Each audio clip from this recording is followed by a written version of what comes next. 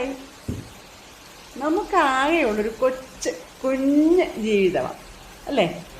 അത് നമ്മൾ ആ ജീവിതത്തിലേക്ക് നമ്മൾ ഒറ്റയ്ക്ക് വരുന്നു, തിരിച്ചു പോകുന്നത് ഒറ്റയ്ക്കാണെന്നുള്ള സത്യം നമ്മൾ മനസ്സിലാക്കണം. അതുകൊണ്ട് ഒറ്റയ്ക്കും ജീവിതം ആസ്വദിക്കാം. ഒറ്റയ്ക്ക് എന്നല്ല, ഒറ്റയ്ക്കും നമുക്ക് ജീവിതം ആസ്വദിക്കാനുള്ള അവസരങ്ങൾ കണ്ടെത്തിക്കണം.